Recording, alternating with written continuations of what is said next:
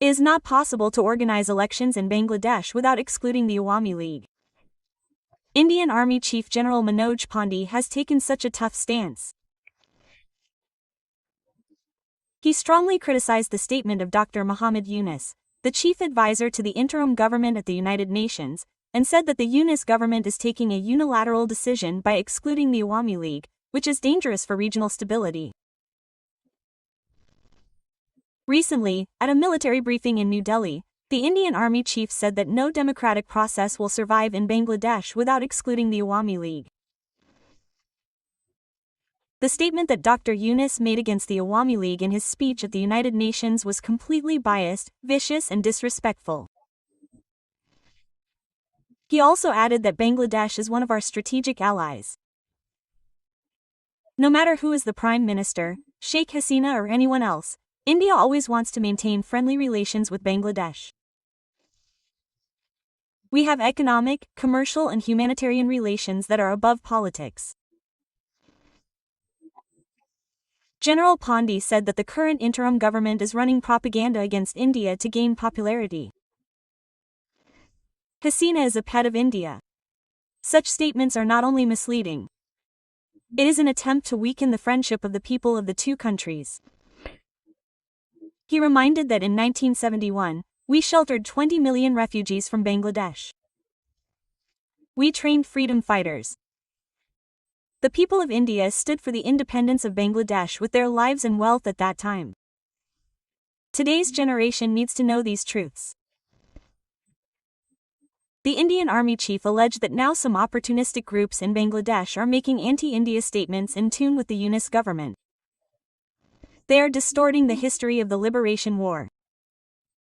They are even promoting the 24th incident as a symbol of independence.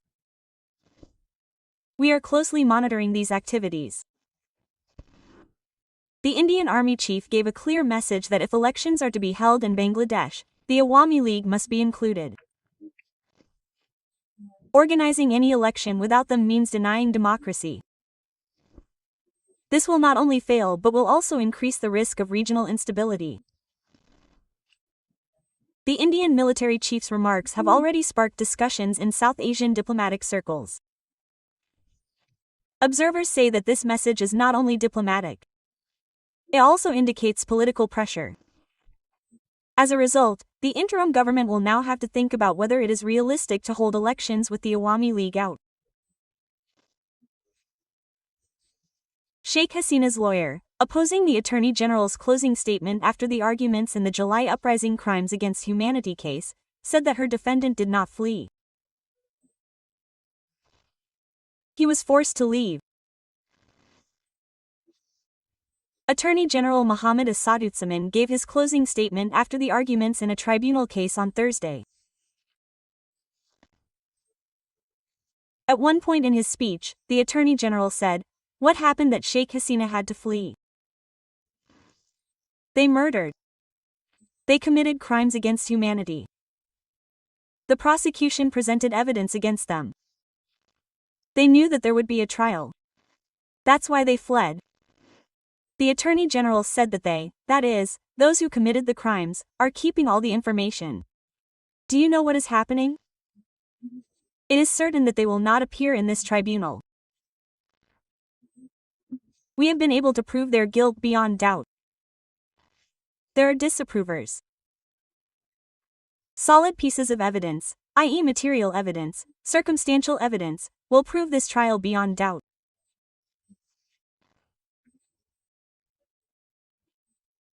He said that in view of the evidence presented in the tribunal, it will be proven in any country in the world that crimes against humanity have been committed.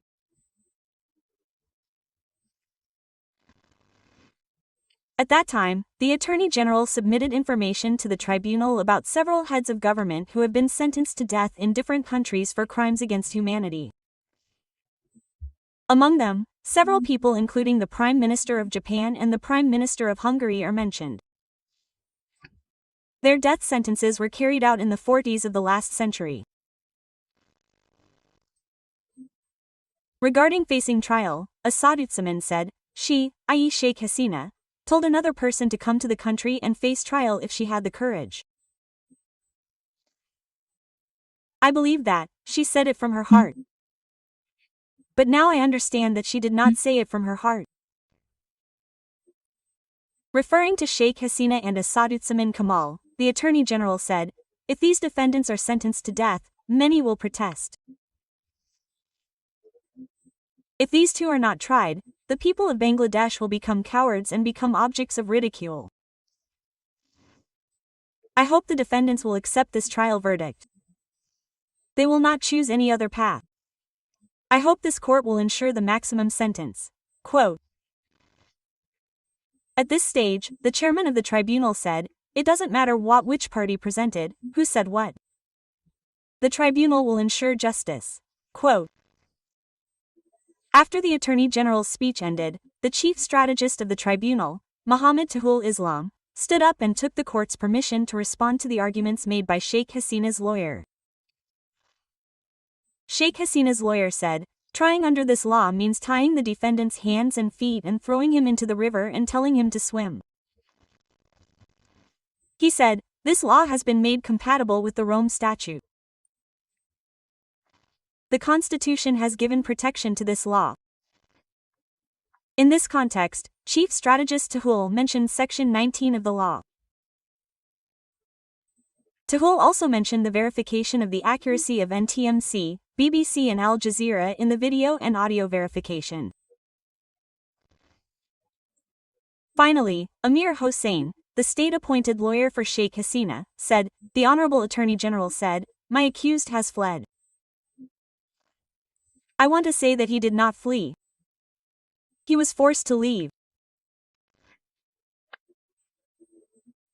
Regarding the Attorney General's statement about bringing Sheikh Hasina to the country to face justice, Amir Hossain said, the reason why that person, i.e. Tariq Rahman, did not come to the country is also why my accused is not coming to the country. Then the chairman of the tribunal said that the date of the verdict in the case will be announced on November 13th. Along with Sheikh Hasina, former Deputy Minister Asaduzaman Kamal and former IGP Chowdhury Abdullah Mamun are also accused in this case. Among them, Mamun has confessed his guilt and become a royal witness. On July 10, the International Crimes Tribunal ordered the trial of 3 accused, including Sheikh Hasina, on a total of 5 charges of incitement, instigation and giving orders to kill 1,400 people to suppress the movement, superior command responsibility and joint criminal enterprise. Where in the Quran or Hadith is it written that if you vote for a particular symbol, you will go to heaven and if you don't, you will go to hell? This is the question raised by BNP nomination candidate for Dhaka 20 constituency and Nationalist Youth Party Dhaka District President Yassine Firdaus Murad. He said that a party is making such statements to mislead voters, which have no connection with Islam. Murad said these things at a public relations and public involvement exchange meeting on behalf of Rice Sheaves in Dhamri, Dhaka District on Saturday, October 25. This meeting was held jointly by Dhamri Upazila and Municipal BNP and its affiliates. Firdaus Murad mentioned that BNP acting chairman Tariq Rahman will become the country's prime minister in the coming days through the people's vote. Regarding state reforms, he said that the expectation for the transition to democracy in Bangladesh today is a fair and impartial election. The outline of the reforms that are being discussed today was given by BNP acting chairman Tariq Rahman about 2.5 years ago. Therefore, BNP does not need to be taught reforms. BNP believes in reforms. BNP leaders Abu Taher, Mukit Khandekar, Ayub, Lakman Dewan, Ibadul Haq, Zahid Karam Chowdhury, Tudal Shahjahan Hossain, Shipu Ismail Hossain, Suman and others also spoke at the meeting chaired by Professor M. A. Jalil at the Atar Rahman Khan Degree College ground in Balampur. Where is former Speaker Dr. Shirin Sharmin Chowdhury now? She cannot be found anywhere. The government also does not have any updated information about her. However, there are rumors that she has left the country with her husband and taken refuge in India across the border. The interim government is hesitant to take legal action as the investigation into the murder case against her has not been completed even after a year. Tensions are rising between the concerned ministries and departments over this issue. This information was revealed after talking to various government departments including the Home and Law Ministries. The Home Ministry says that Shirin Sharmin played the biggest role in Sheikh Hasina becoming a fascist. She has legitimized all of Hasina's misdeeds, including murder, disappearance, and corruption, by serving as the speaker for 4 terms in the country's history. Officials also said that the Home Ministry is ready to take necessary steps, including arrest, if the court orders it. They blamed the government's policymakers for not completing the investigation into the murder case. Officials also admitted their failure to take punitive action against the officials involved in the process of secretly issuing Shirin Sharmin irregular passport after her diplomatic passport was revoked. Officials from the concerned branches of the Home Ministry also expressed the government's indecision on this issue.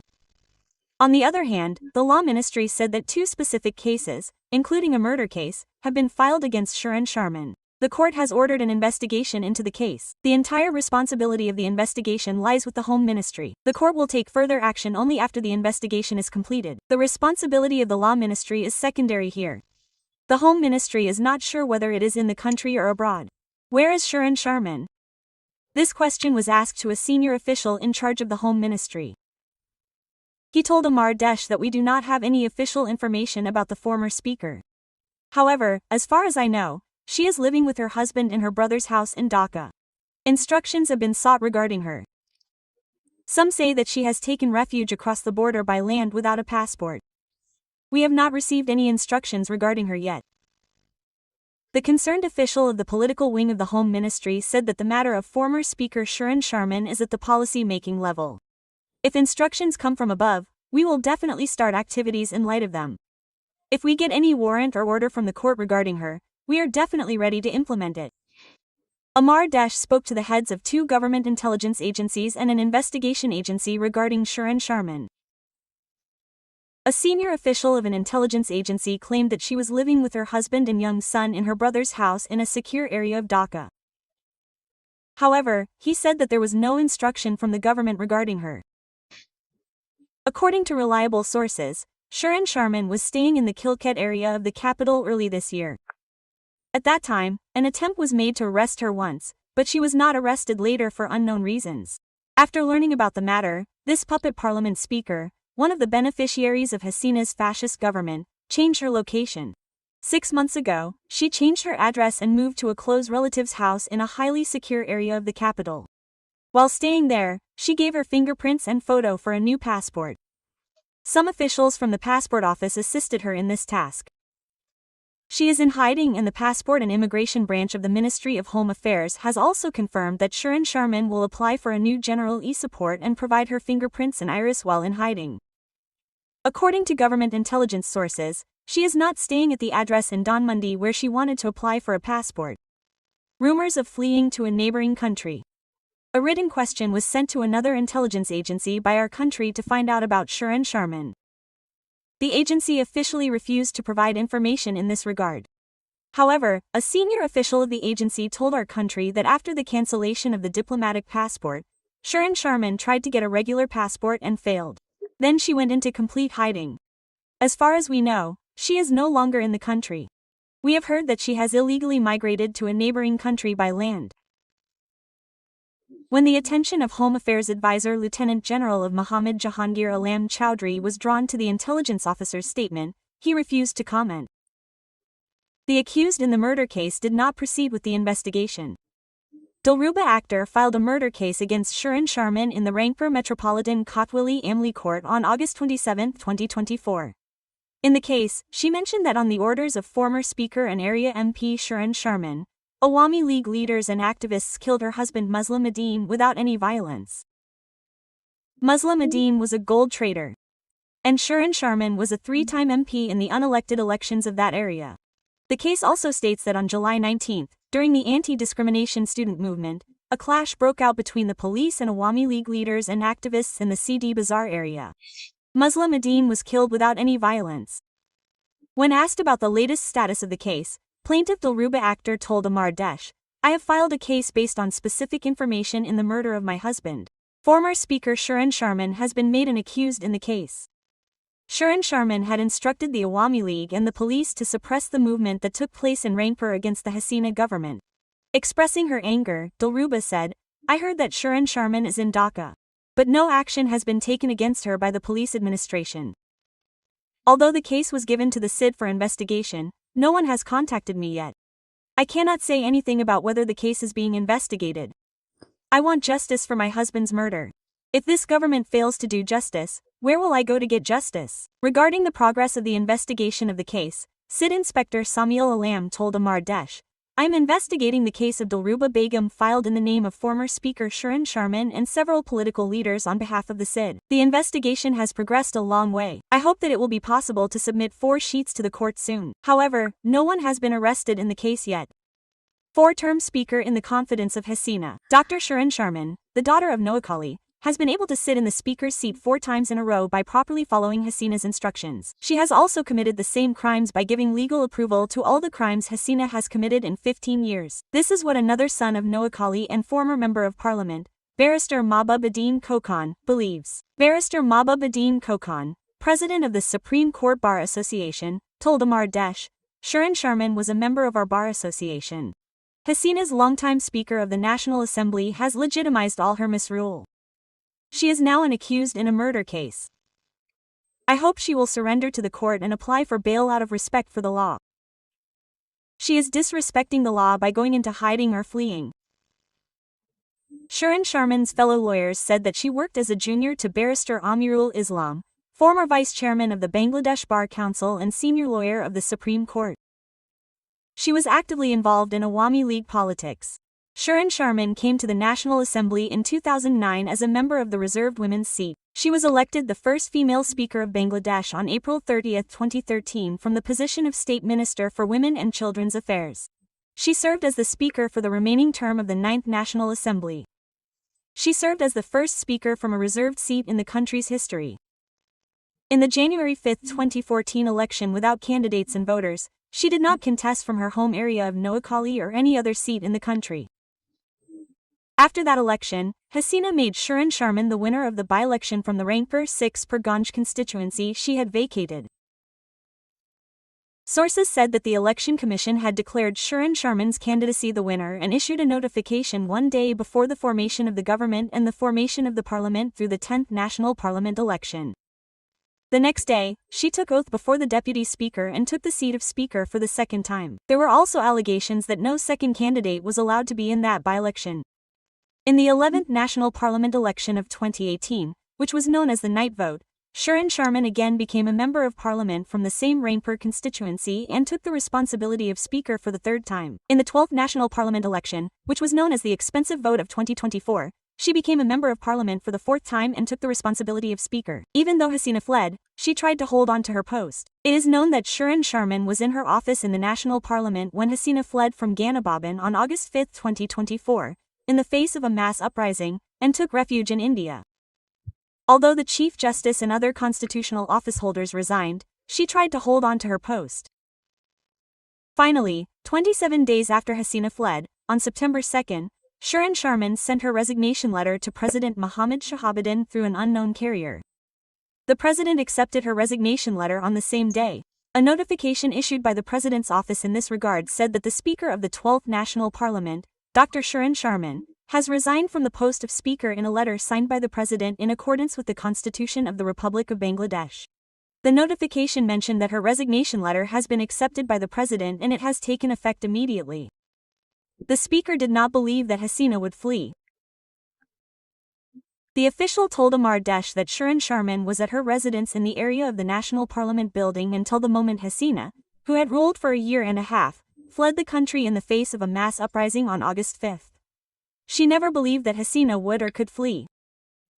Although the situation became unusual in the afternoon, she did not appear upset. That day too, she did official work at the house of the clerk on the west side of the Parliament building and signed some urgent files. Describing the Speaker's escape from the Parliament area, the official said that afternoon, he was informed that thousands of students were leaving for Ganababan and the Parliament building.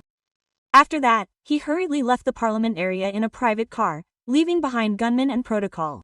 When she left her residence of 12 years, she was with her husband Syed Ishtiaq Hossain and her younger son in that car. Attempt to obtain a passport secretly. After August 5, the interim government cancelled the special passports of those associated with the Awami League government, including Shirin and Sharmin. Immediately after that, she tried to obtain a passport through alternative means. An official from the Immigration and Passport branch of the Ministry of Home Affairs told Amar Desh, according to the information we have, On October 3 last year, former Speaker Shirin Sharmin and her husband Syed Ishtiaq applied online to get a regular e-passport at the passport office in Agargan, Dhaka. They used flat number 4E of a house on road number 16 in Donmander in the capital as their address.